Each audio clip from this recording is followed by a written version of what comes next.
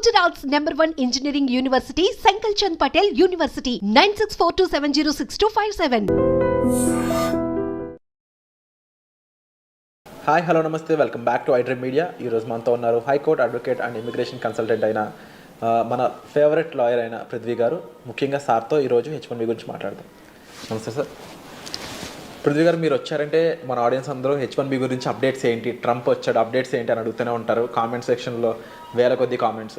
ఇప్పుడు ప్రస్తుతం అడుగుతున్న కామెంట్స్ ఏంటి అంటే, పృథ్వీ గారిని అడగండి, అసలు ఎంతమంది H1B మీద వెళ్తూ ఉంటారు, వెళ్ళిన వాళ్ళు ఎంతమందికి H1B వీసా అప్రూవల్ అవుతుంది, తర్వాత గ్రీన్ కార్డ్ ప్రొసెసర్ ఏంటి, దీని ఓవరాల్ విషయం మీద మాకు ఒక క్లారిటీ ఇస్తారని అడుగుతున్నారు. మీరేం చెప్తారు? విరాట్, ఇక్కడ మనకి ఇమిగ్రెంట్స్ అండ్ మైగ్రెంట్స్, ఇమిగ్రెంట్స్లో ఇమిగ్రేషన్ పాలసీ అంతా కూడా అక్కడ ఇమిగ్రేషన్ అండ్ నేషనల్ యాక్ట్ కింద వాళ్ళు అక్కడ మనకి నిర్దేశిస్తారు ఎట్లాగా వీళ్ళని తీసుకుంటారని. వీళ్ళు LPA అంటారు, అంటే ఇప్పుడు గ్రీన్ కార్డ్ హోల్డర్స్. వాళ్ళు అంటే అక్కడికి వెళ్ళి LPA అప్లై తీసుకుని వాళ్ళు అక్కడ రెసిడెన్షియల్లో ఉన్నవాళ్ళు 6,75,000 పర్ ఇయర్ తీసుకుంటారు. ఓకే, అంటే సంవత్సరానికి వచ్చేసరికి మొత్తం వరల్డ్ నుంచి 6,75,000 మందిని మాత్రమే అక్కడ గ్రీన్ కార్డ్స్ ఇస్తారు, అందరికీ ఇవ్వరు. వాళ్ళు ఎవరు అంటే అక్కడికి ఆల్రెడీ ఉండి ఒక 5 years నుంచి ఉండి, లేకపోతే లాంగ్ టర్మ్గా ఉండి వాళ్ళు అప్లై చేసుకున్న వాళ్ళని అక్కడ తీసుకుంటారు, గ్రీన్ కార్డ్ తీసుకుంటారు. గ్రీన్ కార్డ్ ఇచ్చేటప్పుడు కూడా ఒక నిష్పత్తి ఉంటుంది. 7% ఏ కంట్రీ నుంచి కూడా మించకుండా చూసుకోవాలి. అంటే ఇండియా నుంచి వచ్చిన వాళ్ళు కేవలం 7% ఇస్తారు. ఓకే, అందుకని ఇండియా నుంచి వచ్చిన వాళ్ళకి 80% అట్లా రిజర్వేషన్స్ ఏమి ఉండవు, అక్కడ 7% తీసుకుంటారు. అండ్ ఈ LPAలో వచ్చిన వాళ్ళు, ఈ గ్రీన్ కార్డ్ హోల్డర్స్ మళ్ళీ ఫెసిలిటీ ఇస్తారు. వాళ్ళు పర్మనెంట్ వీసా వాటిగా సిటిజన్షిప్ కోసం they can apply for it. వాళ్ళు ఒక 5 years తర్వాత సిటిజన్షిప్ వాళ్ళు. వీళ్ళకి సిటిజన్స్కి పెద్దంత డిఫరెన్స్ ఏమి ఉండదు, గ్రీన్ కార్డ్ హోల్డర్స్కిను సిటిజన్స్కి. గ్రీన్ కార్డ్ హోల్డర్ ఏ జాబ్ అయినా చేయొచ్చు, ఎక్సెప్ట్ మిలిటరీలో, ఆర్మీలో ఉండేటువంటి సర్టన్ జాబ్స్ తప్ప ఏ జాబ్ అయినా వాళ్ళు చేయొచ్చు. అంటే కంట్రీకి సెక్యూరిటీకి సంబంధించిన జాబ్స్ తప్ప మిగతా జాబ్స్ ఏదైనా చేయొచ్చు. వాళ్ళు సిటిజన్షిప్ ఎక్వైర్ చేసుకున్న తర్వాత సుపీరియర్ ర్యాంక్స్ తప్ప, ఆర్మీలో ఉండేటువంటి, మిలిటరీలో ఉండేటువంటి సుపీరియర్ ర్యాంక్స్ తప్ప మిగతా అన్ని జాబ్స్లో వాళ్ళు ఎలిజిబుల్ అవుతారు. వీళ్ళు కూడా నాన్ ఇమిగ్రెంట్స్ని తెచ్చుకోవచ్చు. ఆ ఫెసిలిటీ కూడా ఉంటుంది బయట నుంచి. వాళ్ళెవరు? ఈ ఇమిగ్రెంట్స్ వాళ్ళ పిల్లలు 21 years లోపల పిల్లలు ఇంకో దేశస్తుని తెచ్చుకోవచ్చు. వీళ్ళు వాళ్ళ యొక్క స్పౌస్ని తెచ్చుకోవచ్చు. అంటే వైఫ్ అయితే హస్బెండ్ని, హస్బెండ్ అయితే వైఫ్ని తెచ్చుకోవచ్చు. LPA వాడు. నేను అంటే అక్కడ ఉండేటువంటి బర్త్ సిటిజన్ కాదు నేను అంటే, లేకపోతే అక్కడ ఉండేటువంటి అమెరికన్ గురించి చెప్పట్లేదు. ఇండియాకి వెళ్ళి నుంచి అక్కడికి వెళ్ళి గ్రీన్ కార్డ్ తెచ్చుకున్న వాళ్ళ గురించి చెప్తున్నాను. అండ్ ఆల్సో వాళ్ళ పేరెంట్స్ని తెచ్చుకోవచ్చు. వీళ్ళను కూడా కేవలం ఈ రకంగా తెచ్చుకునే వాళ్ళు కూడా ఒక నిష్పత్తి ఉంది.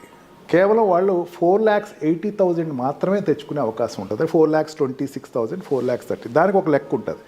దాన్ని మల్టిప్లై చేస్తూ ఉంటారు ఎప్పటికప్పుడు. అంటే ఎట్లా ఉంటుంది, ఇయర్ ఉందనుకుందాం, ఇయర్ 4,26,000 తెచ్చుకున్నారు అనుకుందాం, ప్రీవియస్ ఇయర్ తగ్గింది అనుకుందాం, దీనికి యాడప్ అవుతుంది. బట్ నాట్ అబ్జల్యూట్గా యాడప్ అయిపోతుంది. అంటే 4,20,000 ఇయర్ తెచ్చుకున్నాక ప్రీవియస్ ఇయర్లో ఎక్కడైనా సరే 2 lakhs తెచ్చుకుంటే ఇంకో 2 lakhs తెచ్చేసుకోవచ్చు జనరల్గా లెక్క ప్రకారం. కానీ దాంట్లోంచి కేవలం 10% మాత్రమే తెచ్చుకుని మళ్ళీ దాన్ని ఏదైనా సరే ఈ లెక్కలు ఏ రకంగా చూసుకున్నా 4,40,000 నుంచి ఎక్కువ తెచ్చుకుంటలేదు. ఈ పాలసీ ఎంతమంది తీసుకురావచ్చు అనే పాలసీని ఎప్పుడు కూడా president of America parliament, Congress నుంచి అప్రూవల్ తెచ్చుకోవాలి.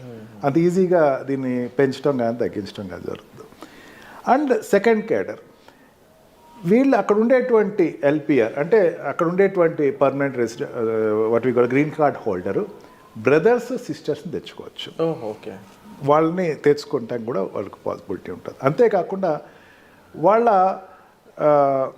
కొడుకు వైఫ్ని కానీ కూతురు హస్బెండ్ కూడా తెచ్చుకోవచ్చు. అక్కడ మనం సినిమాలో కూడా చూపిస్తారు, హస్బెండ్ వైఫ్ని గ్రీన్ కార్డ్ మీద తీసుకెళ్లారు, అవును అలా అని చెప్పేసి. బట్ బ్రదర్ అండ్ సిస్టర్ కానీ, సిస్టర్ అండ్ బ్రదర్కి అది ఎలా వర్కౌట్ అవుతుంది? ఏ అగ్రిమెంట్ అని చూపించాల్సి ఉంటుంది? అలాంటి అగ్రిమెంట్ పారామౌంట్స్ ఏం లేదు. వాళ్ళు they want to live, I want to have time with them, I want to stay with them because they have no other residence. నాకు వాళ్ళకి ఏమీ లేదు అక్కడ, life long life long green card LPR కింద అక్కడ తీసుకొచ్చి టెంపరీగా తీసుకొచ్చుకుంటారు. తర్వాత వాళ్ళకి ఆటోమేటిక్గా గ్రీన్ కార్డ్ వస్తుంది.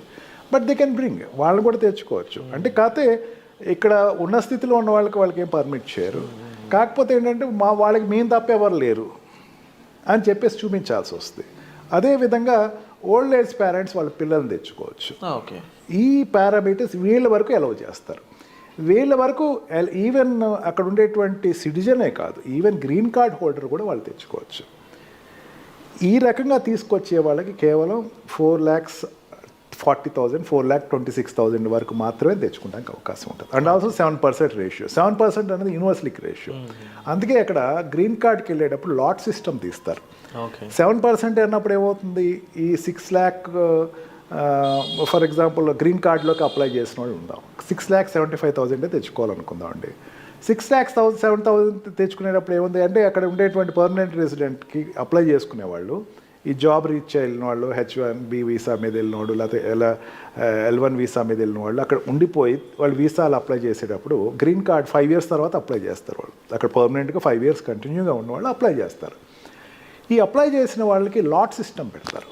లాట్ సిస్టమ్ అంటే 6 lakhs అనేసరికి దగ్గర ఒక 20 to 30 lakhs అప్లై చేస్తారు. ఓకే, అవును, అన్ని కంట్రీస్ కలిపి. దాంట్లో మళ్ళీ నిష్పత్తిలో ఏ కంట్రీ నిష్పత్తిలో దాంట్లో లాట్ తీస్తారు. లాట్ తీసి ఆ 7% ఆఫ్ ఏ కంట్రీ మాత్రమే అక్కడ ఇస్తారు. ఇప్పుడున్న ట్రంప్ స్టూడెంట్స్కి చాలా వెల్కమింగ్ పాలసీసే చెప్పాడు. ట్రంప్ మిగతా వాళ్ళకి కొంచెం వ్యతిరేకంగా ఉన్నా సరే స్టూడెంట్స్కి మాత్రం మీరు రండి, పర్లేదు ఇక్కడికి వచ్చి చదువుకోండి. ఎందుకంటే స్టూడెంట్స్ వల్ల ఆ కంట్రీకి డబ్బు వస్తుంది, అక్కడ ఇన్స్టిట్యూట్స్ పెరుగుతాయి, ట్యాక్స్లు ఎక్కువ, ఇన్సూరెన్స్లు కడతారు, ట్యాక్స్లు కడతారు, ఇన్కమ్ సోర్సెస్. కాబట్టి స్టూడెంట్స్ వరకు వచ్చేసరికి మాత్రం ద మూమెంట్ వాళ్ళు అక్కడ ఎడ్యుకేషన్ అయిపోయిన వెంటనే they have to move out of the country if at all they have no job in US. Job సంపాదించుకోలేకపోతే definitely they have to move off. అక్కడ మళ్ళీ అందుకని అక్కడ ఇంటర్వ్యూస్ అటెండ్ అవుతారు. క్యాంపస్ సెలెక్షన్ అనేది ఇండియాలో పెద్దంత ఇంపార్టెంట్ కాదు, కానీ అక్కడ క్యాంపస్ సెలెక్షన్ అనేది చాలా ఇంపార్టెంట్. లేకపోతే వాడు మళ్ళీ ఇండియా వచ్చేసి ఇక్కడి నుంచి అప్లై చేసుకుంటాడు. ఇక్కడికి వచ్చేసేసి ఇక్కడి నుంచి మళ్ళీ వాళ్ళకి రూట్స్ తెలుస్తాయి. అంటే ఎక్కడెక్కడ పాకెట్స్ ఉన్నాయి, ఎక్కడెక్కడ నా జాబ్ ప్లేస్మెంట్స్ ఉన్నాయి అన్నది వాళ్ళు ఎప్పుడు వెరిఫై చేసుకుంటూ ఉంటారు. ఇక్కడ ఇండియాకి వచ్చి వాళ్ళు అప్లై చేసుకుని H1B వీసా మీద వాళ్ళు ఎక్కడ వెళ్ళటం జరుగుతుంది. ఈ రకంగా it's a not open door.